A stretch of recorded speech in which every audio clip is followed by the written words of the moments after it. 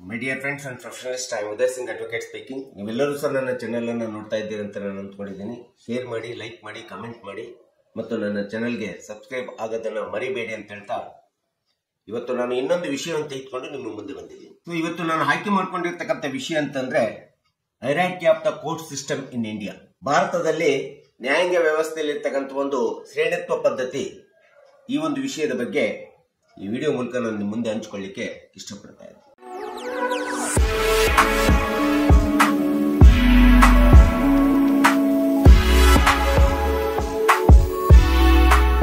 So ಭಾರತದಲ್ಲಿ ನ್ಯಾಯಾಂಗ ವ್ಯವಸ್ಥೆ ಎಂಬತಕ್ಕಂಥದ್ದು, ನ್ಯಾಯಾಂಗ ಪದ್ಧತಿ ಎಂಬತಕ್ಕಂಥದ್ದು ತನ್ನದೇ ಆದಂತಹ ಒಂದು ಏಣಿ ಪದ್ಧತಿ ಅಥವಾ ಶ್ರೇಣಿ ಪದ್ಧತಿ ಅಥವಾ ಲ್ಯಾಡರ್ ಸಿಸ್ಟಮ್ ಮೇಲೆ ಹಲವಾರು ಹಂತಗಳಲ್ಲಿ ಇವತ್ತು ನಮ್ಮ ನ್ಯಾಯಾಲಯಗಳು ನ್ಯಾಯದಾನವನ್ನ ಮಾಡ್ತಾ ಇದ್ದಾವೆ ಈ ಒಂದು ಪ್ರಜಾಪ್ರಭುತ್ವ ವ್ಯವಸ್ಥೆ ಒಳಗಡೆ. ಸೊ ಸರ್ಕಾರದ ಅಂಗಗಳಲ್ಲಿ ನಾವು ಸಹಜವಾಗಿ 3 ಅಂಗಗಳನ್ನ ನೋಡ್ತೀವಿ: ಶಾಸಕಾಂಗ, ಕಾರ್ಯಾಂಗ ಮತ್ತು ನ್ಯಾಯಾಂಗ. ಈ ನ್ಯಾಯಾಂಗ ವ್ಯವಸ್ಥೆ ಒಳಗಡೆ ನ್ಯಾಯಾಲಯಗಳು ಅಂತೇಳಿ ಬರ್ತವೆ. ಈ ನ್ಯಾಯಾಂಗ ಎಂಬತಕ್ಕಂಥದ್ದು ಈ ದೇಶದ ಸಂವಿಧಾನದ ನಿಯಮದ ಪ್ರಕಾರ ತನ್ನದೇ ಆದಂತಹ ಸ್ವಾಯತ್ತತೆ, ಸ್ವತಂತ್ರತೆ, ಏಕಾಗ್ರತೆಯಾದಂತ ಅಧಿಕಾರವನ್ನು ಹೊಂದಿದ್ದು ಈ ದೇಶದ ಸಂವಿಧಾನವನ್ನು ಸಂರಕ್ಷಣೆ ಮಾಡುವಂತ ಒಂದು ಸಕ್ರಿಯವಾದಂತ ಕೆಲಸ ಕಾರ್ಯವನ್ನು ಇವತ್ತು ನ್ಯಾಯಾಂಗ ಮಾಡ್ತದೆ. ಅದಕ್ಕೋಸ್ಕರ ನ್ಯಾಯಾಂಗವನ್ನು ನಾವು ಸಂವಿಧಾನದ ಸಂರಕ್ಷಣಾ ಅಂಗ ಅಂತೇಳಿ ನಾವು ಕರಿತೀವಿ. ಸಂವಿಧಾನವನ್ನ, ಈ ದೇಶದ ಸಂವಿಧಾನವನ್ನ ರಕ್ಷಿಸುವಂತ ಒಂದು ಶ್ರೇಷ್ಠ ಅಂಗ ಅಂತಂದ್ರೆ ಸರ್ಕಾರದ ಅಂಗಗಳಲ್ಲಿ ಅದನ್ನ ನ್ಯಾಯಾಂಗ ಅಂತೇಳಿ ನಾವು ಹೇಳ್ತೀವಿ. ಸೊ ಇಂಥ ಒಂದು ಭಾರತದ ನ್ಯಾಯಾಂಗ ವ್ಯವಸ್ಥೆ ಒಳಗಡೆ ನ್ಯಾಯಾಲಯಗಳು ತಮ್ಮದೇ ಆದಂತ ಶ್ರೇಣಿ ಪದ್ಧತಿ ಒಳಗಡೆ, ಏಣಿ ಪದ್ಧತಿ ಒಳಗಡೆ, ಲ್ಯಾಡರ್ ಸಿಸ್ಟಮ್ ಒಳಗಡೆ, ಒಂದು ಫ್ರೇಮ್ವರ್ಕ್ ಒಳಗಡೆ, ಚೌಕಟ್ಟಿನ ಒಳಗಡೆ ಕೆಲಸವನ್ನ ಮಾಡ್ತವೆ. ಹಲವಾರು ಹಂತಗಳಲ್ಲಿ ಕೆಲಸವನ್ನ ಮಾಡ್ತಾ ಇದ್ದಾರೆ. ಈ ದೇಶದ ಇಡೀ ಒಂದು ನ್ಯಾಯಾಲಯಗಳ ವ್ಯವಸ್ಥೆಯನ್ನ, ನ್ಯಾಯಾಂಗ ವ್ಯವಸ್ಥೆಯನ್ನ 3 ವಿಭಾಗಗಳಾಗಿ ವಿಂಗಡಿಸಲಾಗಿದೆ. ಸೊ ಇಡೀ ನ್ಯಾಯಾಲಯ ವ್ಯವಸ್ಥೆಗಳನ್ನ 3 ಟೈರ್ ಸಿಸ್ಟಮ್ ಅಂತ, ಕೋರ್ಟ್ ಸಿಸ್ಟಮ್ ಅಂತ ಹೇಳ್ತೀವಿ, 3 ವಿಭಾಗಗಳಾಗಿ ವಿಂಗಡಿಸಲಾಗಿದ್ದು, ಅದರಲ್ಲಿ ಮೊದಲನೇದಾಗಿ ನಾವು ಸುಪ್ರೀಂ ಕೋರ್ಟ್ ಆಫ್ ಇಂಡಿಯಾ ಅಂತ ಹೇಳ್ತೀವಿ, ಎರಡನೇದಾಗಿ ಹೈಕೋರ್ಟ್ಸ್ ಗಳಂತ ಹೇಳ್ತೀವಿ, ನಂತರ 3ನೇದಾಗಿ ಸಬಾರ್ಡಿನೇಟ್ ಕೋರ್ಟ್ಸ್ ಅಂತ ಹೇಳ್ತೀವಿ, ಅಧೀನ ನ್ಯಾಯಾಲಯಗಳು ಅಂತ ಹೇಳ್ತೀವಿ. ಸೊ ಈಗ ಮೊದಲನೇದಾಗಿ ನಾವು ಸುಪ್ರೀಂ ಕೋರ್ಟ್ ಆಫ್ ಇಂಡಿಯಾ ಅಂತ ಹೇಳ್ತೀವಿ, ಸರ್ವೋಚ್ಚ ನ್ಯಾಯಾಲಯ, ಭಾರತದ ಸರ್ವೋಚ್ಚ ನ್ಯಾಯಾಲಯ ಅಂತ ಹೇಳ್ತೀವಿ. ಸುಪ್ರೀಂ ಕೋರ್ಟ್ ಎಂಬತಕ್ಕಂಥದ್ದು ಈ ದೇಶದ ಅತ್ಯುತ್ತಮವಾದಂತ ಶ್ರೇಷ್ಠವಾದಂತ ನ್ಯಾಯಾಲಯ. ಈ ದೇಶದ ಭೂಮಿಕೆಯ ಕಾನೂನು ಕಾಯ್ದೆಗಳನ್ನ ನಿರ್ವಹಣೆ ಮಾಡಿ ಅವಕ್ಕೆ ನ್ಯಾಯದಾನವನ್ನು ಕೊಡುವಂತ ಶ್ರೇಷ್ಠ ನ್ಯಾಯಾಲಯ ಅಂತಂದ್ರೆ ನಾವು ಸುಪ್ರೀಂ ಕೋರ್ಟ್ ಅಂತ ಹೇಳ್ತೀವಿ. ಸೊ ಇಂಥ ಒಂದು ಸುಪ್ರೀಂ ಕೋರ್ಟ್ ಅನ್ನ, ಸರ್ವೋಚ್ಚ ನ್ಯಾಯಾಲಯವನ್ನ ನಾವು ಅಪೆಕ್ಸ್ ಕೋರ್ಟ್ ಅಂತ ಸಹ ಕರಿತೀವಿ. ಯಾಕೆಂತಂದ್ರೆ ಇಷ್ಟಿದೆ highest court of appeal in India ಅಂತ ಹೇಳ್ಬೋದು. ಭಾರತದ ಮೇಲ್ಮನವಿಯ ನ್ಯಾಯಾಲಯಗಳಲ್ಲಿ ಅಂತಿಮವಾಗಿರ್ತಕ್ಕಂಥ ನೀವು ಯಾವುದೇ ಒಂದು ಅಪೀಲ್ ಅನ್ನ, ಮೇಲ್ಮನವಿಯನ್ನು ಅಂತಿಮವಾಗಿ ಹೋಗ್ಬೇಕಾದ್ರೆ ಸುಪ್ರೀಂ ಕೋರ್ಟಿಗೆ ಬಿಟ್ಟು ಮತ್ತೆ ಮುಂದೆ ಯಾವುದೇ ನ್ಯಾಯಾಲಯಗಳ ವ್ಯವಸ್ಥೆ ಒಳಗಡೆ ನಮ್ಮಲ್ಲಿ ಇಲ್ಲ. ಸುಪ್ರೀಂ ಕೋರ್ಟ್ ಅಂತಿಮ, ಆ ಮೇಲ್ಮನವಿ, ನಮ್ಮ ಅಂತಿಮ ಮೇಲ್ಮನವಿ ಸುಪ್ರೀಂ ಕೋರ್ಟಿಗೆ ಹೋಗ್ತದೆ. ಅಲ್ಲಿ ಏನು ಡಿಸೈಡ್ ಆಗುತ್ತೆ, ಏನು ತೀರ್ಪಾಗುತ್ತೆ, ನ್ಯಾಯ ನಿರ್ಣಯ ಆಗ್ತದೆ, ಅದಕ್ಕೆ ಇಡೀ ಈ ದೇಶದ ಪ್ರತಿಯೊಬ್ಬ ಪ್ರಜೆಯನ್ನು ಕೂಡ ತಲೆಬಾಗಬೇಕೆಂಬತಕ್ಕಂಥದ್ದನ್ನ ನಾವು ನೋಡ್ತೀವಿ. ಯಾಕಂದ್ರೆ ಸುಪ್ರೀಂ ಕೋರ್ಟ್ ಅಂತಿಮವಾದಂತಹ ಶ್ರೇಷ್ಠ ನ್ಯಾಯಾಂಗ ವ್ಯವಸ್ಥೆ ಅಂತ ಹೇಳಿ ಹೇಳ್ತೀವಿ. ಈ ದೇಶದ ಸಂವಿಧಾನದ 124ನೇ ವಿಧಿ ಒಳಗಡೆ ಪರಿಚ್ಛೇದದಲ್ಲಿ ಈ ಒಂದು ಸರ್ವೋಚ್ಚ ನ್ಯಾಯಾಲಯದ ಬಗ್ಗೆ ವಿಶ್ಲೇಷಣೆ ಕೊಡಲಾಗಿದೆ. ಸರ್ವೋಚ್ಚ ನ್ಯಾಯಾಲಯದಲ್ಲಿ ಒಬ್ಬ ಮುಖ್ಯ ನ್ಯಾಯಾಧೀಶನ ಇರ್ತಾನೆ ಮತ್ತು ಇನ್ನು 34ರಿಂದ 36 ಜನ ಇತರೆ ನ್ಯಾಯಾಧೀಶರನ್ನು ಒಳಗೊಂಡಿರ್ತಕ್ಕಂಥ ಒಂದು ಶ್ರೇಷ್ಠವಾದಂತ ಅಂತಿಮ ನ್ಯಾಯಾಲಯ ಅಂತಂದ್ರೆ ಸುಪ್ರೀಂ ಕೋರ್ಟ್ ಅಂತೇಳಿ ನಾವು ಹೇಳ್ತೀವಿ. ಸೊ ಹಾಗಾದ್ರೆ ಇಂಥ ಒಂದು ಸರ್ವೋಚ್ಚ ನ್ಯಾಯಾಲಯದ ಕಾರ್ಯವ್ಯಾಪ್ತಿ ಏನಿದೆ, ಕಾರ್ಯ ಏನ್ ಮಾಡ್ತದೆ ಅಂತೇಳಿ ಬಂದಂತ ಪ್ರಶ್ನೆ ಬಂದಂತ ಸಂದರ್ಭದೊಳಗಡೆ ನಾವು ಆರಿಜಿನಲ್ ಜೂರಿಸ್ಡಿಕ್ಷನ್ ಅಂತ ಹೇಳ್ತೀವಿ. ಈ ದೇಶದ ಭೂಮಿಕೆ ಒಳಗಡೆ ಬರುವಂತ ಯಾವುದೇ ವ್ಯಾಜ್ಯಗಳಿರ್ಬೋದು, ಈ ರಾಷ್ಟ್ರದ ಪ್ರಜಾಪ್ರಭುತ್ವ ವ್ಯವಸ್ಥೆ ಒಳಗಡೆ ಬರುವಂತ ಎಲ್ಲಾ ಮೂಲಭೂತವಾದಂತ ವ್ಯಾಜ್ಯಗಳನ್ನ ನಿರ್ಣಯಿಸುವಂತ, ದಾವೆಗಳನ್ನ ನಿರ್ಣಯಿಸುವಂತ ಅಂತಿಮವಾದಂತ ನ್ಯಾಯಾಂಗ ವ್ಯವಸ್ಥೆ ಸುಪ್ರೀಂ ಕೋರ್ಟ್ ಆಗಿದೆ. ಮೂಲತಃ ನ್ಯಾಯಾಂಗದ ಕಾರ್ಯವ್ಯಾಪ್ತಿಯನ್ನ, ಕೆಲಸವನ್ನ ಈ ದೇಶದೊಳಗಡೆ ಸುಪ್ರೀಂ ಕೋರ್ಟ್ ಮಾಡ್ತದೆ. ಆರಿಜಿನಲ್ ಜೂರಿಸ್ಡಿಕ್ಷನ್ ಅಂತಂದ್ರೆ ಏನಾಗುತ್ತೆ ಅಂತಂದ್ರೆ, ಇವತ್ತು ಸರ್ಕಾರ, ಭಾರತದ ಸರ್ಕಾರ ಒಂದು ಕಡೆ ಇರ್ಬೋದು, ಒಂದು ರಾಜ್ಯದ ಒಂದು ಕಡೆ ಏನು ವೈಷಮ್ಯ, ಜಗಳ, ಭಿನ್ನಾಭಿಪ್ರಾಯ ಬರ್ತದೆ ಅಥವಾ ಮೊಕದ್ದಮೆ, ವ್ಯಾಜ್ಯಗಳು ಏನು ನಿರ್ಮಾಣ ಆಗ್ತವೆ ಅವುಗಳನ್ನ ಬಗೆಹರಿಸುವಂತ ಕೆಲಸ ಸುಪ್ರೀಂ ಕೋರ್ಟ್ ಮಾಡ್ತದೆ.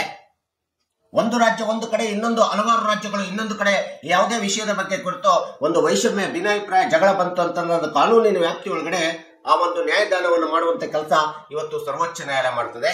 ಮತ್ತು ಹಲವಾರು ಗುಂಪುಗಳ ರಾಜ್ಯ ಸರ್ಕಾರಗಳಲ್ಲಿ ಏನಾದ್ರೂ ವೈಷಮ್ಯ ಬಂತು, ಭಿನ್ನಾಭಿಪ್ರಾಯ ಬಂತು, ಜಗಳ ಬಂತು, ಡಿಸ್ಪ್ಯೂಟ್ಸ್ ಬಂತು ಅಂತಂದ್ರೆ ಆ ಎಲ್ಲ ಸಮಸ್ಯೆಗಳನ್ನ ಕಾನೂನಿನ ವ್ಯಾಪ್ತಿ ಒಳಗಡೆ ವಿಚಾರಣೆ ಮಾಡಿ ನಿರ್ಣಯವನ್ನ ತೀರ್ಪನ್ನು ಕೊಡುವಂತ ಈ ದೇಶದ ಅಂತಿಮ ಶ್ರೇಷ್ಠ ಮನವಿಯ ನ್ಯಾಯಾಲಯ ಅಂತೇಳಿ ಕೂಡ ನಾವು ಹೇಳ್ತೀವಿ, ಅದನ್ನು ಸರ್ವೋಚ್ಚ ನ್ಯಾಯಾಲಯ ಅಂತೇಳಿ ಹೇಳ್ತೀವಿ. ಹಾಗೆ ಇದು ಇನ್ನೊಂದು ಅತಿ ಪ್ರಮುಖವಾದಂತ ಕಾರ್ಯ ಅಂತಂದ್ರೆ ಮನವಿಯ ನ್ಯಾಯಾಂಗ ಕಾರ್ಯವ್ಯಾಪ್ತಿಯನ್ನು ಸಹ ಹೊಂದಿದೆ ಅಂತ ಹೇಳ್ತೀವಿ. ಅಪಲೇಟ್ ಜುರಿಸ್ಡಿಕ್ಷನಲ್ ಪವರ್ ಕೂಡ ಸುಪ್ರೀಂ ಕೋರ್ಟ್ ನಿರ್ವಹಣೆ ಮಾಡ್ತದೆ ಈ ದೇಶದೊಳಗಡೆ. ನಾನು ಈಗಾಗಲೇ ಹೇಳಿರೋ ಪ್ರಕಾರ ಯಾವುದೇ ಈ ದೇಶದೊಳಗಡೆ ಕೆಳ ಹಂತದಿಂದ ಮೇಲ್ಹಂತದ ಒಳಗಡೆ ನಮಗೆ ನ್ಯಾಯವನ್ನು ಪಡ್ಕೊಳ್ಳಿಕ್ಕೆ ನಾವು ಮೇಲ್ಮನವಿಗಳನ್ನ ಹಾಕೊಳ್ತಾ ಹೋದಂತ ಸಂದರ್ಭದೊಳಗಡೆ ಅಂತಿಮವಾಗಿ ನಾವು ಸಲ್ಲಿಸುವಂತ ಮೇಲ್ಮನವಿ ಅಂತಂದ್ರೆ ಅದು supreme court, because it is the highest court of appeal in India ಅಂತೇಳಿ ನಾವು ಹೇಳ್ತೀವಿ. ಇದಕ್ಕೆ ಇದನ್ನ ಅಪೆಕ್ಸ್ ಕೋರ್ಟ್ ಅಂತ ನಾವು ಕರೆದಿದ್ದೀವಿ. ಸೊ ಜಡ್ಜ್ಮೆಂಟ್ ಹೈಕೋರ್ಟ್ಸ್ ನಲ್ಲಿ ಬರ್ತಕ್ಕಂಥ ಎಲ್ಲಾ ಜಡ್ಜ್ಮೆಂಟ್ಸ್ ಗಳಿದಾವೆ, ಏನೋ ಜಡ್ಜ್ಮೆಂಟ್ಗಳು ತೀರ್ಪುಗಳು ಬರ್ತವೆ, ಆ ಜಡ್ಜ್ಮೆಂಟ್ಗಳು ತೀರ್ಪುಗಳಿಗೆ ನಾವು ವಿರುದ್ಧವಾಗಿ ಮತ್ತೆ ನಾವು ಮೇಲ್ಮನವಿ ಸಲ್ಲಿಸಬೇಕಾದ್ರೆ ಸುಪ್ರೀಂ ಕೋರ್ಟ್ ನಲ್ಲಿ ಸಲ್ಲಿಸ್ತೀವಿ. ಈ ರೀತಿ ಸಲ್ಲಿಸಿದಂತೆ ಮೇಲ್ಮನವಿಗಳಿಗೆ ತಮ್ಮದೇ ಆದಂತ ಕಾನೂನಿನ ವ್ಯಾಪ್ತಿಯೊಳಗಡೆ ನ್ಯಾಯ ವಿಚಾರಣೆಯನ್ನು ಮಾಡಿಬಿಟ್ಟು ನ್ಯಾಯ ನಿರ್ಣಯವನ್ನ ತೀರ್ಪನ್ನು ಕೊಡುವಂತೆ ಕೆಲಸ ಸುಪ್ರೀಂ ಕೋರ್ಟ್ ಮಾಡ್ತದೆ.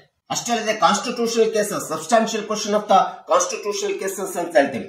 ಸಂವಿಧಾನಾತ್ಮಕವಾದಂತಹ ಮುಕದ್ದಮೆಗಳ ಬಗ್ಗೆ ಏನಾದ್ರೂ ಪ್ರಶ್ನೆ ಉದ್ಭವಿಸ್ತು ಅಂತಂದ್ರೆ, ಸಂವಿಧಾನಾತ್ಮಕವಾದಂತಹ ವಿಷಯಗಳ ಬಗ್ಗೆ ಏನಾದ್ರೂ ಪ್ರಶ್ನೆ ಉದ್ಭವಿಸ್ತು ಅಂತಂದ್ರೆ ಅಂತ ಒಂದು ಮೇಲ್ಮನವಿಗಳನ್ನು ಕೂಡ ನಾವು ಅಂತಿಮವಾಗಿ ನ್ಯಾಯಕ್ಕೋಸ್ಕರ ಸುಪ್ರೀಂ ಕೋರ್ಟ್ ನಲ್ಲಿ ಹಾಕ್ತೀವಿ. ಯಾಕಂದ್ರೆ ಸರ್ವೋಚ್ಚ ನ್ಯಾಯಾಲಯ ಅಂತಿಮ ಮನವಿಗಳ ನ್ಯಾಯಾಲಯ, ಅದು ಕೊಡುವಂತ ತೀರ್ಪೆ ಅಂತಿಮ ತೀರ್ಪಾಗ್ತದೆ. ಸೊ ಇಂಥ ಒಂದು ಸರ್ವೋಚ್ಚ ನ್ಯಾಯಾಲಯವನ್ನು ನಾವು ಇನ್ನೊಂದು ಕಾರ್ಯವ್ಯಾಪ್ತಿ ಅಥವಾ ಅಧಿಕಾರವನ್ನು ನಾವು ನೋಡ್ತಾ ಹೋದ್ರೆ ಇದು ಅಡ್ವೈಸರಿ ಜುರಿಸ್ಡಿಕ್ಷನ್ ಕೂಡ ಕಾರ್ಯನಿರ್ವಹಣೆ ಮಾಡ್ತದೆ. ಅಡ್ವೈಸರಿ ಜುರಿಸ್ಡಿಕ್ಷನ್ ಅಂತಂದ್ರೆ ಸಲಹಾತ್ಮಕವಾದಂತ ಕಾರ್ಯನಿರ್ವಹಣೆಯು ಸಹ ಈ ಒಂದು ದೇಶದ ಸರ್ವೋಚ್ಚ ನ್ಯಾಯಾಲಯ ಮಾಡತಕ್ಕಂಥದ್ದು ನಾವು ನೋಡ್ತೀವಿ. ಸೊ ಹಾಗೆ ಈ ಒಂದು ಸರ್ವೋಚ್ಚ ನ್ಯಾಯಾಲಯವನ್ನ ರಿಟ್ ಆಫ್ ಜುರಿಸ್ಡಿಕ್ಷನ್ ಅಂತೇಳಿ ನಾವು ಕರಿತೀವಿ. ಯಾವುದೇ ಒಂದು ರಿಟ್ಗಳನ್ನ ನಾವು ಹಾಕ್ಬೇಕಾದ್ರೆ ಅಂತಿಮವಾಗಿ ಸರ್ವೋಚ್ಚ ನ್ಯಾಯಾಲಯದಲ್ಲಿ ನಾವು ರಿಟ್ಗಳ ಮನವಿಗಳನ್ನ ಹಾಕಬೇಕಾಗುತ್ತೆ. ಯಾಕಂತಂದ್ರೆ ಸಂವಿಧಾನಾತ್ಮಕವಾದಂತಹ ವಿಧಿ 32ನೇ ವಿಧಿಯನ್ನ ನಾವು ನೋಡಿದ್ರೆ it is an heart and soul of the Indian constitution ಅಂತ ಹೇಳ್ತೀವಿ. ಯಾವುದೇ ಒಬ್ಬ ವ್ಯಕ್ತಿಯ ಮೂಲಭೂತ ಹಕ್ಕುಗಳಿಗೆ ಅತಿಕ್ರಮಣ ಉಂಟಾಯ್ತು, ಅದು ಸರ್ಕಾರದಿಂದ ಆಗ್ಬೋದು, ಖಾಸಗಿ ವ್ಯಕ್ತಿಗಳಿಂದ ಆಗ್ಬೋದು, ಯಾರಿಂದಲೂ ಸಹ ಆಗ್ಬೋದು, ನಮ್ಮದೇ ಆದಂತಹ ಮೂಲಭೂತ ಹಕ್ಕುಗಳಿಗೆ ಅತಿಕ್ರಮಣ ಉಂಟಾದಂತ ಸಂದರ್ಭದೊಳಗಡೆ ಈ ಒಂದು ನಾವು ನೇರವಾಗಿ ಯಾವುದೇ ಕೆಳಹಂತದ ನ್ಯಾಯಾಲಯಗಳನ್ನ ನ್ಯಾಯಾಲಯಗಳೆಲ್ಲ ಮುಂದೆ ಹೋಗಿ ಪ್ರಶ್ನಿಸದ ನಾವು ನೇರವಾಗಿ ಸಂವಿಧಾನದ 32ನೇ ವಿಧಿಯ ಪ್ರಕಾರ ನಾವು ಸುಪ್ರೀಂ ಕೋರ್ಟ್ ನಲ್ಲಿ ರಿಟ್ ಹಾಕತಕ್ಕಂಥದ್ದು ನಾವು ನೋಡ್ತೀವಿ. ಅಂತ ಒಂದು ರಿಟ್ ಜುರಿಸ್ಡಿಕ್ಷನಲ್ ಪವರ್ ಕೂಡ ಇವತ್ತು ಸುಪ್ರೀಂ ಕೋರ್ಟ್ ನಿರ್ವಹಣೆ ಮಾಡ್ತದೆ. ಸೊ ಹೀಗೆ ಸುಪ್ರೀಂ ಕೋರ್ಟ್ ಎಂಬತಕ್ಕಂಥದ್ದು ಒಂದು 3 ಟೈರ್ ಸಿಸ್ಟಮ್, ಲ್ಯಾಡರ್ ಸಿಸ್ಟಮ್ ಒಂದು ನ್ಯಾಯಾಲಯಗಳ ವ್ಯವಸ್ಥೆ ಒಳಗಡೆ ಮೊಟ್ಟ ಮೊದಲನೇದಾಗಿ ಇರ್ತಕ್ಕಂಥದ್ದು ಶ್ರೇಷ್ಠವಾದಂತಹ ಅಂತಿಮ ನ್ಯಾಯಾಲಯ ಅಂತಂದ್ರೆ ನಾವು ಸರ್ವೋಚ್ಚ ನ್ಯಾಯಾಲಯ ಅಥವಾ ಸುಪ್ರೀಂ ಕೋರ್ಟ್ ಆಫ್ ಇಂಡಿಯಾ ಅಂತೇಳಿ ನಾವು ಕರೀತಕ್ಕಂಥದ್ದು ನಾವು ನೋಡ್ತೀವಿ. ಇದು ಮೊದಲನೇ ಹಂತ, ನ್ಯಾಯಾಲಯಗಳ ವ್ಯವಸ್ಥೆ ಒಳಗಡೆ ಅತಿ ಪ್ರಮುಖವಾದಂತ ಅಂತಿಮವಾದಂತ ಹಂತ. ಇನ್ನು ಸುಪ್ರೀಂ ಕೋರ್ಟಿನ ಕೆಳಗಡೆಯಾಗಿ ಬರುವಂತ ನ್ಯಾಯಾಲಯಗಳಂತಂದ್ರೆ ನಾವು ಅದನ್ನು ಹೈಕೋರ್ಟ್ಸ್ ಅಂತೇಳಿ ಕರಿತೀವಿ, ಅಥವಾ ಹೈಕೋರ್ಟ್ಸ್ ಆಫ್ ಸ್ಟೇಟ್ ಅಂತೇಳಿ ನಾವು ಕರಿತೀವಿ. ರಾಜ್ಯದಲ್ಲಿ ಬರ್ತಕ್ಕಂಥ ಹೈಕೋರ್ಟ್ಗಳನ್ನ ನಾವು ಸರ್ವೋಚ್ಚ ನ್ಯಾಯಾಲಯದ ಕೆಳ ಹಂತದಲ್ಲಿರ್ತಕ್ಕಂಥ ಅಧೀನ ನ್ಯಾಯಾಲಯಗಳಾಗಿ ಹೈಕೋರ್ಟ್ಸ್ಗಳು ಕೆಲಸ ಮಾಡ್ತವೆ ಸುಪ್ರೀಂ ಕೋರ್ಟಿನ ಕೆಳಗಡೆ. ಹೈಕೋರ್ಟ್ ಅಂದ ತಕ್ಷಣ ನಮಗೆಲ್ಲರಿಗೂ ಗೊತ್ತಿದೆ, ಒಂದು ರಾಜ್ಯಕ್ಕೆ ಸೀಮಿತವಾಗಿರ್ತವೆ. ಆ ರಾಜ್ಯದಲ್ಲಿ ಬರ್ತಕ್ಕಂಥ ಯಾವುದೇ ವ್ಯಾಜ್ಯಗಳನ್ನ, ಡಿಸ್ಪ್ಯೂಟ್ಸ್ ಗಳನ್ನ ಅಥವಾ ಜಗಳಗಳನ್ನ ಕಾನೂನುಬದ್ಧವಾಗಿ ಪರಿಹರಿಸುವಂತ ಒಂದು ಅಂತಿಮವಾದಂತ ಕೆಲಸ ಕಾರ್ಯವನ್ನ ಪ್ರತಿಯೊಂದು ರಾಜ್ಯದ ಆಡಳಿತಾತ್ಮಕದಲ್ಲಿ ಬರ್ತಕ್ಕಂಥ, ಸರ್ಕಾರದಲ್ಲಿ ಬರ್ತಕ್ಕಂಥ ಹೈಕೋರ್ಟ್ಸ್ಗಳು ಮಾಡ್ತಕ್ಕಂಥದ್ದು ನಾವು ನೋಡ್ತೀವಿ. ಇದನ್ನು ಉಚ್ಚ ನ್ಯಾಯಾಲಯ ಅಂತೇಳಿ ನಾವು ಕರಿತೀವಿ. ಸಂವಿಧಾನಾತ್ಮಕವಾದಂತಹ ಪರಿಚ್ಛೇದ 214ರಲ್ಲಿ ಈ ಒಂದು ಹೈಕೋರ್ಟ್ಸ್ಗಳ ಬಗ್ಗೆ ಈ ದೇಶದ ಸಂವಿಧಾನದೊಳಗಡೆ ಸವಿಸ್ತಾರವಾದಂತಹ ವಿವರಣೆ, ವಿಶ್ಲೇಷಣೆಯನ್ನು ಕೊಟ್ಟಿರ್ತಕ್ಕಂಥದ್ದು ನಿಮ್ಗೆಲ್ಲರಿಗೂ ಸಹ ಗೊತ್ತಿರುವಂತ ಅಂಶ.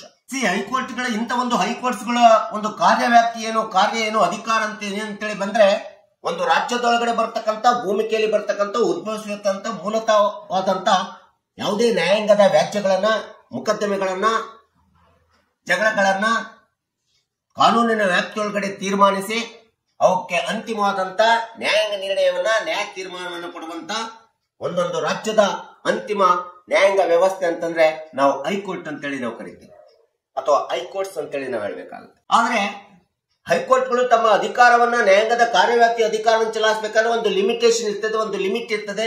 ಆ ಮಿತವ್ಯಯವಾದಂತಹ ಅಧಿಕಾರವನ್ನ ಹೈಕೋರ್ಟ್ಸ್ಗಳಿಗೆ ಕೊಡಲಾಗಿದೆ. ಇವು ಮೂಲತವಾಗಿ ನ್ಯಾಯಾಂಗದ ಕಾರ್ಯವ್ಯಾಪ್ತಿಯನ್ನು ಚಲಾಯಿಸಬೇಕಾದ್ರೆ ಸಂವಿಧಾನಾತ್ಮಕವಾದಂತಹ ಪರಿಚ್ಛೇದಗಳಾಗಿರ್ತಕ್ಕಂಥ 226 ಇರ್ಬೋದು ಮತ್ತು 227ರ ಪರಿಚ್ಛೇದದ ವ್ಯಾಪ್ತಿಯೊಳಗೆ ಬರ್ತಕ್ಕಂಥ ವಿಷಯಕ್ಕೆ ಸಂಬಂಧಪಟ್ಟಂತ ನ್ಯಾಯ ನಿರ್ಣಯವನ್ನ, ನ್ಯಾಯ ತೀರ್ಮಾನವನ್ನ ಮಾಡುವಂತ ಅಧಿಕಾರ ಪ್ರತಿಯೊಂದು ರಾಜ್ಯದ ಹೈಕೋರ್ಟ್ಗಳಿಗೆ ಕೊಟ್ಟಿರ್ತಕ್ಕಂಥದ್ದು ನಾವು ನೋಡ್ತಾ ಇದ್ದೀವಿ. ಅಥವಾ ಈ ಒಂದು ರಾಜ್ಯದ ವ್ಯಾಪ್ತಿಯೊಳಗಡೆ ಬರ್ತಕ್ಕಂಥ ರಿಟ್ ಅರ್ಜಿಗಳನ್ನು ತೀರ್ಮಾನಿಸುವಂತ ಅಧಿಕಾರ ಹೈಕೋರ್ಟ್ಸ್ಗಳಿಗಿದ್ದಾವೆ.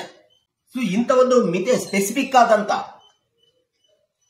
ಖಚಿತ ಅಥವಾ ಸ್ಪೆಸಿಫಿಕ್ ಆದಂತ ಒಂದು ನ್ಯಾಯಾಂಗದ ಮೂಲತಃ ನ್ಯಾಯಾಂಗದ ಕಾರ್ಯವ್ಯಾಪ್ತಿಯನ್ನ ಆಯಾ ರಾಜ್ಯದಲ್ಲಿರ್ತಕ್ಕಂಥ ಹೈಕೋರ್ಟ್ಸ್ಗಳಿಗೆ ಕೊಟ್ಟಿರ್ತಕ್ಕಂಥದ್ದು ನಾವು ನೋಡ್ತೇವೆ. ಹಾಗೆ ಪ್ರತಿಯೊಂದು ರಾಜ್ಯದ ಹೈಕೋರ್ಟ್ಗಳಿಗೆ ನಾವು ಅಪಲೇಟ್ ಜ್ಯೂರಿಸ್ಡಿಕ್ಷನ್ ಅಂತ ತಿಳಿಸೋ ನಾವು ಹೇಳ್ತೀವಿ. ಅಂದ್ರೆ ಮನವಿಗಳ ಮೇಲ್ಮನವಿಗಳ ನ್ಯಾಯಾಂಗದ ಕಾರ್ಯವ್ಯಾಪ್ತಿ ಅಧಿಕಾರವನ್ನು ಸಹ ಪ್ರತಿಯೊಂದು ರಾಜ್ಯದ ಹೈಕೋರ್ಟ್ಸ್ಗಳು ನಿರ್ವಹಣೆ ಮಾಡ್ತವೆ.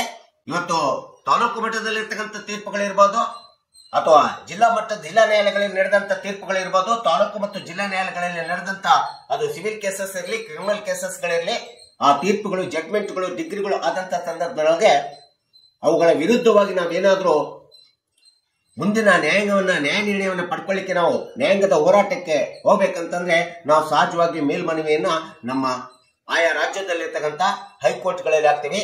ಯಾಕಂದ್ರೆ ಆ ರಾಜ್ಯದಲ್ಲಿ ಬರುವಂತ ಕೆಳ ಹಂತದಲ್ಲಿ ಕೊಡುವಂತ ನ್ಯಾಯಾಲಯಗಳ ತೀರ್ಪುಗಳಿಗೆ ನಾವು ಮೇಲ್ಮನವಿಯನ್ನು ಸಲ್ಲಿಸಬೇಕಂತಂದ್ರೆ ನಮ್ಮ ಹೈಕೋರ್ಟ್ಗಳಲ್ಲಿ ಸಲ್ಲಿಸಬೇಕಾಗುತ್ತೆ.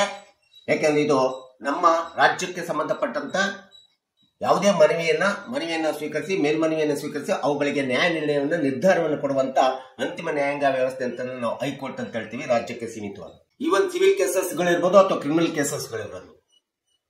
ಇನ್ನು ಹೈಕೋರ್ಟ್ಸ್ಗಳು ಇವತ್ತೇನಾಗಿದೆ, ಕೆಲವೊಂದು ರಾಜ್ಯಗಳಲ್ಲಿ ಹೈಕೋರ್ಟ್ ಪೀಠಗಳನ್ನು ತಯಾರು ಮಾಡಲಾಗಿದೆ. ಡಿವಿಷನ್ಗೆ ಒಂದೊಂದು ಹೈಕೋರ್ಟ್ ಪೀಠಗಳನ್ನು ತಯಾರು ಮಾಡಲಾಗಿದೆ. ಹೈಕೋರ್ಟ್ ವ್ಯವಸ್ಥೆ ಹೇಗಿದೆ ಅಂತಂದ್ರೆ ಕೆಲವೊಂದು ಸಂದರ್ಭದಲ್ಲಿ ಎರಡು ರಾಜ್ಯಗಳನ್ನು ಸೇರಿಸಿ ಒಂದೊಂದು ಹೈಕೋರ್ಟ್ಗಳನ್ನ ನಿರ್ಮಾಣ ಮಾಡಿರ್ತಕ್ಕಂಥದ್ದು ನಾವು ಹೈಕೋರ್ಟಿನ ಹಂತಗಳನ್ನ ನಾವು ನೋಡ್ತಾ ಇದ್ದೀವಿ. ಉದಾಹರಣೆಗೆ ಹರಿಯಾಣ ಮತ್ತು ಪಂಜಾಬ್ ಈ ಎರಡು ರಾಜ್ಯಗಳನ್ನು ಸೇರಿಸಿ ಒಂದೇ ಹೈಕೋರ್ಟ್ ಕಾರ್ಯನಿರ್ವಹಣೆ ಮಾಡುತ್ತದೆ. ಹಾಗೆ ತೆಲಂಗಾಣ ಮತ್ತು ಆಂಧ್ರ ಪ್ರದೇಶ ಈ ಎರಡು ರಾಜ್ಯಗಳನ್ನು ಸೇರಿ ಒಂದೇ ಹೈಕೋರ್ಟ್ ಕಾರ್ಯನಿರ್ವಹಣೆ ಮಾಡತಕ್ಕಂಥದ್ದನ್ನ ನಾವು ನೋಡ್ತಾ ಇದ್ದೀವಿ. ಸೊ ಈಗ ಹೈಕೋರ್ಟ್ಸ್ಗಳ ಹಂತಕ್ಕೆ ಬಂದಾಗ ಹೈಕೋರ್ಟ್ಸ್ಗಳಲ್ಲಿ ಬರ್ತಕ್ಕಂಥ ಒಂದು ಕಾರ್ಯವ್ಯಾಪ್ತಿ ಏನಿದೆ, ಅಧಿಕಾರದ ನ್ಯಾಯಾಂಗದ ಕಾರ್ಯವ್ಯಾಪ್ತಿ ಅಧಿಕಾರ ಏನಿದೆ ಅಂತಂದ್ರೆ ಇದು ಒಂದು ಸೂಪರ್ವೈಸರಿ ಜ್ಯೂರಿಸ್ಡಿಕ್ಷನ್ ಕಾರ್ಯವನ್ನು ಕೂಡ ಆಯಾ ರಾಜ್ಯದಲ್ಲಿ ಬರ್ತಕ್ಕಂಥ ಎಲ್ಲಾ ಹೈಕೋರ್ಟ್ಸ್ಗಳು ಮಾಡ್ತಕ್ಕಂಥದ್ದು ನಾವು ನೋಡ್ತಾ ಇದ್ದೀವಿ. ಸೂಪರ್ವೈಸರಿ ಜ್ಯೂರಿಸ್ಡಿಕ್ಷನ್ ಅಂತಂದ್ರೆ ಮೇಲ್ವಿಚಾರಣೆ ಅಧಿಕಾರವನ್ನ ಪ್ರತಿಯೊಂದು ರಾಜ್ಯದ ಹೈಕೋರ್ಟ್ಸ್ಗಳು ಚಲಾಯಿಸ್ತವೆ. ಈ ಸಬಾರ್ಡಿನೇಟ್ಸ್ ಕೋರ್ಟ್ಸ್ ಅಂತೇಳಿ ಬರ್ತವೆ. ಏನು ತಾಲೂಕ್ ಕೋರ್ಟ್ಸ್ ಇರ್ಬೋದು, ಜಿಲ್ಲಾ ಕೋರ್ಟ್ಸ್ಗಳು ಇರ್ಬೋದು. ಈ ತಾಲೂಕ್ ಕೋರ್ಟ್ಸ್ಗಳು ಜಿಲ್ಲಾ ಕೋರ್ಟ್ಸ್ಗಳ ಮೇಲೆ ತನ್ನದೇ ಆದಂತ ಸೂಪರ್ವೈಸರಿ ಅಂಡ್ ಕಂಟ್ರೋಲ್ ಪವರ್, ತಮ್ಮದೇ ಆದಂತ ಒಂದು ಮೇಲ್ವಿಚಾರಣೆ ಮತ್ತು ನಿಯಂತ್ರಣ ಅಧಿಕಾರವನ್ನ ಆಯಾ ರಾಜ್ಯ ಸರ್ಕಾರದಲ್ಲಿ ಆಡಳಿತಾತ್ಮಕ ವ್ಯವಸ್ಥೆಯಲ್ಲಿ ಬರ್ತಕ್ಕಂಥ ಹೈಕೋರ್ಟ್ಸ್ಗಳು ಈ ಸೂಪರ್ವೈಸರಿ ಪವರ್ ಅನ್ನ ನಿರ್ವಹಣೆ ಮಾಡತಕ್ಕಂಥದ್ದು ನಾವು ನೋಡ್ತಾ ಇದ್ದೀವಿ. ಉದಾಹರಣೆಗೆ ಕರ್ನಾಟಕ ಹೈಕೋರ್ಟ್ ಇದೆ. ಕರ್ನಾಟಕ ಹೈಕೋರ್ಟ್ ಇದೆ ಅಂದ್ರೆ ಕರ್ನಾಟಕದ ಹೈಕೋರ್ಟ್ ನಲ್ಲಿ ಬರ್ತಕ್ಕಂಥ ಹೈಕೋರ್ಟಿನ ಅಧೀನ ನ್ಯಾಯಾಲಯಗಳೇನು ಬರ್ತವೆ ಅದು ಕರ್ನಾಟಕದ ಹೈಕೋರ್ಟ್ ನಲ್ಲಿ ಬರ್ತಕ್ಕಂಥ ಎಲ್ಲಾ ಜಿಲ್ಲಾ ನ್ಯಾಯಾಲಯಗಳಿರ್ಬೋದು ಮತ್ತು ತಾಲೂಕು ನ್ಯಾಯಾಲಯಗಳಿರ್ಬೋದು. ಈ ಎಲ್ಲಾ ಜಿಲ್ಲಾ ಮತ್ತು ತಾಲೂಕು ನ್ಯಾಯಾಲಯಗಳನ್ನ ನಾವು ಸಬಾರ್ಡಿನೇಟ್ ಕೋರ್ಟ್ಸ್ ಆಫ್ ಹೈಕೋರ್ಟ್ ಅಂತ ಹೇಳ್ತೀವಿ. ಈ ಸಬಾರ್ಡಿನೇಟ್ ಕೋರ್ಟ್ಸ್ ಗಳ ಮೇಲೆ ತಮ್ಮದೇ ಆದಂತ ಮೇಲ್ವಿಚಾರಣೆ ಮತ್ತು ನಿಯಂತ್ರಣ ಅಧಿಕಾರವನ್ನ ಪ್ರತಿಯೊಂದು ರಾಜ್ಯದ ಹೈಕೋರ್ಟ್ ಗಳಿಗೆ ಕೊಟ್ಟಿರ್ತಕ್ಕಂಥದ್ದು ನಾವು ನೋಡ್ತೀವಿ.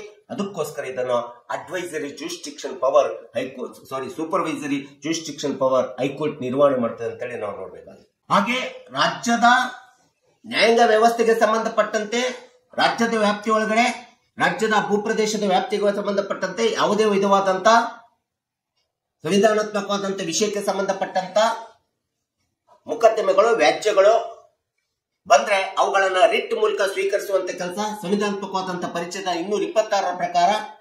227ರ ಪ್ರಕಾರ ರಿಟ್ ಮೂಲಕವಾಗಿ ಪರಿಗಣಿಸಿಬಿಟ್ಟು ಆ ರಿಟ್ ಅರ್ಜಿಗಳನ್ನು ಸ್ವೀಕರಿಸಿ ಅವಕ್ಕೆ ತಮ್ಮದೇ ಆದಂತಹ ಕಾನೂನಿನ ವ್ಯಾಪ್ತಿಯೊಳಗಡೆ ಅಂತಿಮ ನಿರ್ಧಾರವನ್ನು ಕೊಡುವಂತ ಸಕ್ರಿಯ ಕೆಲಸ ಕಾರ್ಯ ಇವತ್ತು ಆಯಾ ರಾಜ್ಯಗಳಲ್ಲಿ ಆಯಾ ಹೈಕೋರ್ಟ್ಸ್ಗಳು ಮಾಡತಕ್ಕಂಥದ್ದನ್ನ ನಾವು ನೋಡ್ತೀವಿ. ಸೊ ಇದು ಎರಡನೇ ಅತಿ ಪ್ರಮುಖವಾದಂತ ಒಂದು ನ್ಯಾಯಾಲಯಗಳ ವ್ಯವಸ್ಥೆ ಅಂತ ಹೇಳ್ತೀವಿ. ಲ್ಯಾಡರ್ ಸಿಸ್ಟಮ್ ಏನಿದೆ, ಶ್ರೇಣಿ ಪದ್ಧತಿ ಏನಿದೆ, ಏಣಿ ಪದ್ಧತಿ ಅಂತ ಏನಿದೆ, ಆ ಒಂದು ಸುಪ್ರೀಂ ಕೋರ್ಟ್ ಆದ ನಂತರ ಕಾರ್ಯನಿರ್ವಹಣೆ ಮಾಡುವಂತ ಒಂದು ಕೋರ್ಟ್ಸ್ಗಳಂತಂದ್ರೆ ಆ ಹೈಕೋರ್ಟ್ಸ್ಗಳಂತ ಹೇಳ್ತೀವಿ. ಇದು ಹೈಕೋರ್ಟ್ಸ್ನ ವ್ಯವಸ್ಥೆ.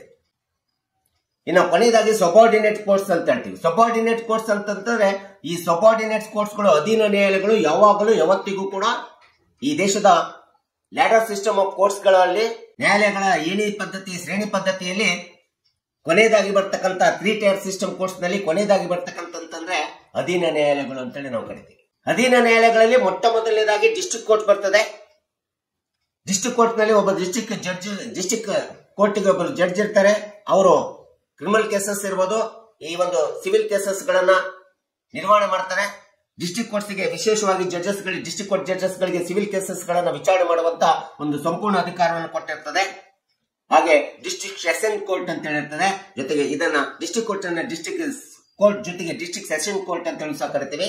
ಈ ಒಂದು ಡಿಸ್ಟ್ರಿಕ್ಟ್ ಸೆಷನ್ ಕೋರ್ಟ್ ವಿಶೇಷವಾಗಿ ಕ್ರಿಮಿನಲ್ ಅಪರಾಧಗಳಿಗೆ ಸಂಬಂಧಪಟ್ಟಂತ ವ್ಯಾಜ್ಯಗಳನ್ನ ಮೊಕದ್ದಮೆಗಳನ್ನ ವಿಚಾರಣೆ ಮಾಡಿ ಅವುಗಳಿಗೆ ಶಿಕ್ಷೆಯನ್ನು ಕೊಡ್ತಕ್ಕಂಥ ಸಕ್ರಿಯ ಕೆಲಸ ಕಾರ್ಯ ಡಿಸ್ಟ್ರಿಕ್ಟ್ ಸೆಷನ್ಸ್ ಕೋರ್ಟ್ಸ್ಗಳು ಮಾಡ್ತಾ ಇದ್ದಾರೆ. ಸೊ ಈ ರೀತಿ ಡಿಸ್ಟ್ರಿಕ್ಟ್ ಸೆಷನ್ ಕೋರ್ಟ್ಸ್ ನಂತರ ಸಬಾರ್ಡಿನೇಟ್ ಕೋರ್ಟ್ ನಲ್ಲಿ ಬರ್ತಕ್ಕಂಥದ್ದಂತಂದ್ರೆ ನಮಗೆ ಸೀನಿಯರ್ ಸಿವಿಲ್ ಜಡ್ಜ್ ಕೋರ್ಟ್ ಅಂತ ಹೇಳಿ ಬರ್ತದೆ. ಜೊತೆಗೆ ಅದನ್ನ ನಾವು ಸಿಜಿಎಂ ಕೋರ್ಟ್ ಅಂತ ಹೇಳಿ ಕರ್ತೀವಿ. ಚೀಫ್ ಜುಡಿಷಿಯಲ್ ಮ್ಯಾಜಿಸ್ಟ್ರೇಟ್ ಕೋರ್ಟ್ ಅಂತ ಹೇಳಿ ಸಹ ನಾವು ಕರ್ತೀವಿ. ಸೀನಿಯರ್ ಸಿವಿಲ್ ಜಡ್ಜ್ ಅಂದ ತಕ್ಷಣ ಅವರು ಯಾವುದೇ ಒಂದು ಸಿವಿಲ್ ಕೇಸಸ್ ಗಳನ್ನ ನ್ಯಾಯಾಂಗದ ವ್ಯಾಪ್ತಿಯೊಳಗಡೆ ತೀರ್ಮಾನ ಮಾಡಿ ಮೊಕದ್ದಮೆಗಳನ್ನು ತೀರ್ಮಾನ ಮಾಡಿ ಅವಕ್ಕೆ ನ್ಯಾಯ ನಿರ್ಣಯವನ್ನು ಕೊಡ್ತಾರೆ. ಚೀಫ್ ಜುಡಿಷಿಯಲ್ ಮ್ಯಾಜಿಸ್ಟ್ರೇಟ್ ಅಂದ ತಕ್ಷಣ ಈ ಸೀನಿಯರ್ ಡಿವಿಷನ್ ನಲ್ಲಿ ಬರ್ತಕ್ಕಂಥ ಸಿಜಿಎಂ ಮ್ಯಾಜಿಸ್ಟ್ರೇಟ್ ಸಹ ಈ ಒಂದು ಯಾವುದೇ ಅಪರಾಧಗಳು ಕ್ರಿಮಿನಲ್ ಕೇಸಸ್ ಗಳಿಗೆ ಸಂಬಂಧಪಟ್ಟಂತ ವ್ಯಾಜ್ಯಗಳು ಮೊಕದ್ದಮೆಗಳು ಬಂದಂತ ಸಂದರ್ಭದೊಳಗಡೆ ಅವುಗಳನ್ನು ಕಾನೂನಿನ ವ್ಯಾಪ್ತಿಯೊಳಗಡೆ ನಿರ್ಣಯಿಸಿ ಅವಕ್ಕೆ ನಿರ್ಧಾರವನ್ನ ಅಂತಿಮ ತೀರ್ಪನ್ನ ಅದು ವಿಶೇಷವಾಗಿ 7 ವರ್ಷದ ವರೆಗೆ ಶಿಕ್ಷೆ ಕೊಡುವಂತ ಅಧಿಕಾರವನ್ನ ಸಿಜಿಎಂಗೆ ಇರ್ತದೆ, ಸಿಜಿಎಂ ಕೋರ್ಟ್ಗೆ ಇರ್ತದೆ. ಚೀಫ್ ಜುಡಿಷಿಯಲ್ ಮ್ಯಾಜಿಸ್ಟ್ರೇಟ್ ಕೋರ್ಟ್ಗೆ ಇರ್ತಕ್ಕಂಥದ್ದನ್ನ ನಾವು ನೋಡ್ತೀವಿ. ಡಿಸ್ಟ್ರಿಕ್ಟ್ ನ್ಯಾಯಾಲಯದಲ್ಲಿ ಬರ್ತಕ್ಕಂಥ ಜಿಲ್ಲಾ ನ್ಯಾಯಾಲಯದ ನಂತರ ಬರ್ತಕ್ಕಂಥ ಒಂದು ಕೋರ್ಟ್ ಅಂತ ವ್ಯವಸ್ಥೆ ಅಂತಂದ್ರೆ ಅದನ್ನ ಸೀನಿಯರ್ ಸಿವಿಲ್ ಜಡ್ಜ್ ಅಥವಾ ಸಿಜಿಎಂ ಅಂತೇಳಿ ನಾವು ಕರಿತೀವಿ. ಸೊ ಈ ರೀತಿ ಡಿಸ್ಟ್ರಿಕ್ಟಿನ ಕೆಳಗಡೆ ಸೀನಿಯರ್ ಸಿವಿಲ್ ಕೋರ್ಟ್ ಆದ ನಂತರ ಬರ್ತಕ್ಕಂಥದ್ದೇ ನಮಗೆ ಸೊ ಈ ಡಿಸ್ಟ್ರಿಕ್ಟ್ ಸೆಷನ್ ಕೋರ್ಟ್ ಆಗ್ತಕ್ಕಂಥ ಸೀನಿಯರ್ ಸಿವಿಲ್ ಜಡ್ಜ್ ಸಿಜಿಎಂ ನಂತರದಲ್ಲಿ ಬರ್ತಕ್ಕಂಥದ್ದೇ ಜೆಎಂಎಫ್ಸಿ ಕೋರ್ಟ್ ಅಂತ ಹೇಳಿ ಕರಿತೀವಿ. ಜೂನಿಯರ್ ಫಸ್ಟ್ ಕ್ಲಾಸ್ ಕೋರ್ಟ್ ಅಂತೇಳಿ ನಾವು ಕರಿತೀವಿ ಅಥವಾ ಜೂನಿಯರ್ ಸಿವಿಲ್ ಜಡ್ಜ್ ಅಂತೇಳಿ ನಾವು ಕರಿತೀವಿ. ಈ ಒಂದು ಪ್ರತಿಯೊಂದು ತಾಲೂಕ್ ಹಂತದಲ್ಲಿ ಇರ್ತಕ್ಕಂಥ ಜಿಲ್ಲಾ ಹಂತದಲ್ಲಿ ಇರ್ತಕ್ಕಂಥ ವ್ಯವಸ್ಥೆ ಒಳಗಡೆ ಜೆಎಂಎಫ್ಸಿ ಕೋರ್ಟ್ಸ್ಗಳು ಬರ್ತವೆ. ಈ ಜೆಎಂಎಫ್ಸಿ ಕೋರ್ಟ್ಸ್ಗಳು ಅಂತಂದ್ರೆ ಜೂನಿಯರ್ ಸಿವಿಲ್ ಜಡ್ಜ್ ಇರ್ತಾರಲ್ಲೊಬ್ರು. ಈ ಮೈನರ್ ಕೇಸಸ್ ಏನಿದೆ, ಮೈನರ್ ಕೇಸಸ್ ಗಳನ್ನ ಹ್ಯಾಂಡಲ್ ಮಾಡುವಂತ ಒಂದು ಕೆಲಸ ಕಾರ್ಯ, ಮೊಕದ್ದಮೆಗಳನ್ನ ಹ್ಯಾಂಡಲ್ ಮಾಡುವಂತ ಕೆಲಸ ಕಾರ್ಯ ಈ ಜೆಎಂಎಫ್ಸಿ ನ್ಯಾಯಾಲಯಗಳು ಮಾಡ್ತಾರೆ. ಇದರೊಳಗೆ judicial magistrate of the first class ಅಂತ ಹೇಳಿ ಬರ್ತಾರೆ. ಈ ಒಂದು ಜುಡಿಷಿಯಲ್ ಮ್ಯಾಜಿಸ್ಟ್ರೇಟ್ ಫಸ್ಟ್ ಕ್ಲಾಸ್ ಬರ್ತಕ್ಕಂಥವ್ರು ಇವರು ಒಂದು ಮೈನರ್ ಕ್ರಿಮಿನಲ್ ಕೇಸಸ್, ಚಿಕ್ಕ ಒಂದು ಅಪರಾಧಿ ಕಾನೂನುಗಳೇನಿದಾವೆ, ಅಪರಾಧಿಯಾಗಿರ್ತಕ್ಕಂಥ ಒಂದು ವ್ಯಾಜ್ಯಗಳೇನಿದಾವೆ, ಅಪರಾಧದ ವ್ಯಾಜ್ಯಗಳಿಗೆ ಸಂಬಂಧಪಟ್ಟಂತ ಕಾನೂನುಗಳನ್ನ ಅನ್ವಯವಾಗಿ ಅವಕ್ಕೆ ತೀರ್ಮಾನವನ್ನು ಕೊಡ್ತಕ್ಕಂಥ ಕ್ರಿಮಿನಲ್ ಕೇಸಸ್ ಅನ್ನ ಡೀಲ್ ಮಾಡತಕ್ಕಂಥದ್ದೇ judicial magistrate first class courts ಅಂತೇಳಿ ನಾವು ಹೇಳ್ತೀವಿ. ಇದರ ಕೆಳಗೆ ಮತ್ತೆ ಇನ್ನೊಂದು ಹಂತ ಬರ್ತದೆ, judicial magistrate second class courts ಅಂತೇಳಿ ಬರ್ತವೆ. ಈ ಜುಡಿಷಿಯಲ್ ಮ್ಯಾಜಿಸ್ಟ್ರೇಟ್ ಸೆಕೆಂಡ್ ಕ್ಲಾಸ್ ಎಂಬತಕ್ಕಂಥ ಒಂದು ನ್ಯಾಯಾಧೀಶರ ಹುದ್ದೆ, ನ್ಯಾಯಾಲಯದ ಹುದ್ದೆಯನ್ನು ನಾವು ಇಲ್ಲಿ ತಯಾರು ಮಾಡಿರ್ತದೆ ಸಬಾರ್ಡಿನೇಟ್ ಕೋರ್ಟ್ಸ್ ನಲ್ಲಿ, ಡಿಸ್ಟ್ರಿಕ್ಟ್ ನ್ಯಾಯಾಲಯಗಳಲ್ಲಿ. ಇದು ಸಹ ಪೆಟ್ಟಿ ಕ್ರಿಮಿನಲ್ ಕೇಸಸ್ ಅಂತ ಹೇಳ್ತೇವೆ. ಚಿಕ್ಕ ಅಥವಾ ಸಣ್ಣ ಪುಟ್ಟ ಒಂದು ಅಪರಾಧದ ಮೊಕದ್ದಮೆಗಳಿಗೆ ಸಂಬಂಧಪಟ್ಟಂತೆ ನ್ಯಾಯ ತೀರ್ಮಾನವನ್ನು ಕೊಡತಕ್ಕಂತ ಒಂದು ಜುಡಿಷಿಯಲ್ ಮ್ಯಾಜಿಸ್ಟ್ರೇಟ್ ಸೆಕೆಂಡ್ ಕ್ಲಾಸ್ ಅಂತೇಳಿ ನಾವು ಕರೀತಾರೆ. ಹಾಗೆ ಜೊತೆಗೆ ಅಡಿಷನಲ್ ಕೋರ್ಟ್ಸ್ ಅಂತೇಳಿ ಸಹ ಇರ್ತವೆ.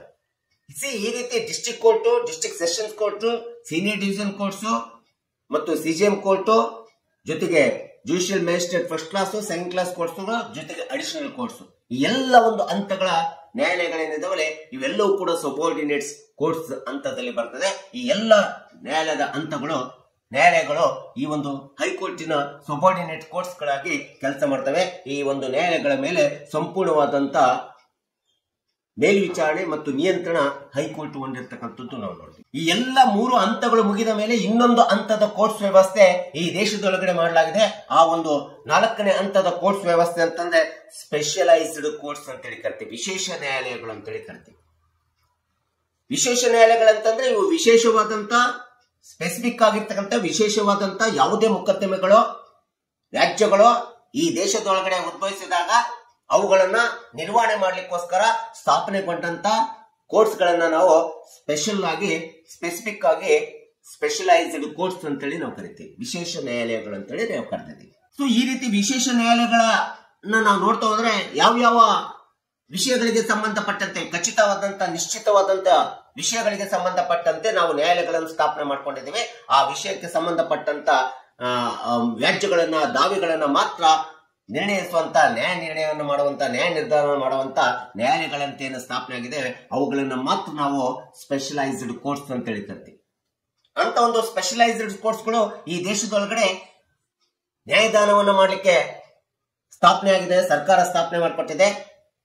ಆ ಒಂದು ಹಂತದಲ್ಲಿರ್ತಕ್ಕಂಥ ವಿಶೇಷ ನ್ಯಾಯಾಲಯಗಳಿಂದ ಮೊಟ್ಟ ಮೊದಲನೇದಾಗಿ ಫ್ಯಾಮಿಲಿ ಕೋರ್ಟ್ ಇರ್ಬೋದು, ಯಾವುದೇ ಕೌಟುಂಬಿಕ ವ್ಯಾಜ್ಯಗಳು ಬಂದಾಗ ಒಂದು ಡಿಸ್ಪ್ಯೂಟ್ಸ್ಗಳು ಬಂದೆ ಆ ಒಂದು ಕೌಟುಂಬಿಕ ವ್ಯಾಜ್ಯ ಅಥವಾ ಮೊಕದ್ದಮೆಗಳನ್ನು ವಿಶೇಷವಾಗಿ ಗಂಡ ಹೆಂಡತಿ ಜಗಳ ಇರ್ಬೋದು, ಮ್ಯೂಚುವಲ್ ಕನ್ಸೆಂಟ್ ಇರ್ಬೋದು, ಇನ್ಯಾವುದೇ ಮ್ಯಾರೇಜ್ ಇರ್ಬೋದು, ಡೌರಿ ಆಕ್ಟ್ ಇರ್ಬೋದು, ಇವೆಲ್ಲವುಗಳು ಸಹಜವಾಗಿ ಫ್ಯಾಮಿಲಿ ಕೋರ್ಟ್ ನಲ್ಲಿ ತೀರ್ಮಾನ ಆಗಬೇಕಂತೇಳಿ ಫ್ಯಾಮಿಲಿ ಕೋರ್ಟ್ ಅನ್ನ ವಿಶೇಷ ನ್ಯಾಯಾಲಯಗಳಂತೇಳಿ ಪ್ರತಿಯೊಂದು ತಾಲೂಕು ಜಿಲ್ಲಾ ಮಟ್ಟದಲ್ಲಿ ಸ್ಥಾಪನೆ ಮಾಡಿರ್ತಕ್ಕಂಥದ್ದು ದೇಶಾದ್ಯಂತ ನಾವು ನೋಡ್ತೀವಿ. ಇದು ಒಂದು ಫ್ಯಾಮಿಲಿ ಕೋರ್ಟ್, ಸ್ಪೆಷಲೈಸ್ ಕೋರ್ಟ್. ಹಾಗೆ ಕನ್ಸ್ಯೂಮರ್ ಕೋರ್ಟ್ಸ್, ಗ್ರಾಹಕರ ಸಂರಕ್ಷಣಾ ನ್ಯಾಯಾಲಯಗಳು ನಿರ್ಮಾಣ ಆಗಿದ್ದಾವೆ.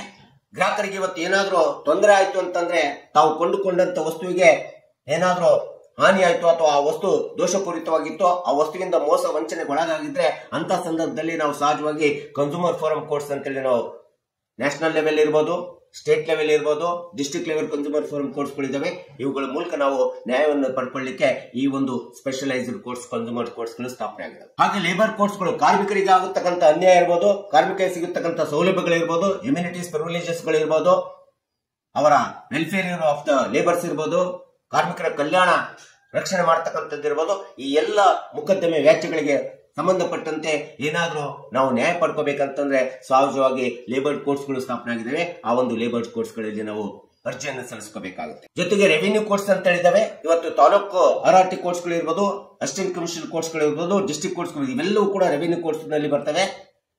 ತಹಸೀಲ್ದಾರ್ ಹತ್ರ ನಾವು ಯಾವುದೇ ವ್ಯಾಜ್ಯವನ್ನು ತೆಗೆದುಕೊಂಡು ಹೋದಾಗ ಅದನ್ನು ಬಗೆಹರಿಸುವಂತದ್ದು ಇರಬಹುದು, AC ಕೋರ್ಟ್ಸ್ಗಳು ಇರಬಹುದು ಮತ್ತು ಡಿಸ್ಟ್ರಿಕ್ಟ್ ಕೋರ್ಟ್, ಇವು ಎಲ್ಲವೂ ಕೂಡ ರೆವಿನ್ಯೂ ಕೋರ್ಟ್ಸ್ ನಲ್ಲಿ ಬರ್ತಕ್ಕಂಥದ್ದು ನಾವು ನೋಡ್ತೀವಿ. ಇವು ವಿಶೇಷ ಕೋರ್ಟ್ಸ್ ನಲ್ಲಿ ಬರ್ತವೆ. ಜೊತೆಗೆ ಟ್ರಿಬ್ಯುನಲ್ಸ್ ಗಳಂತೇಳಿ ಸ್ಥಾಪನೆ ಮಾಡ್ಕೊಂಡಿದ್ದೀವಿ. ನ್ಯಾಷನಲ್ ಗ್ರೀನ್ ಟ್ರಿಬ್ಯುನಲ್ ಅಂತೇಳಿ ಆಗಿದೆ.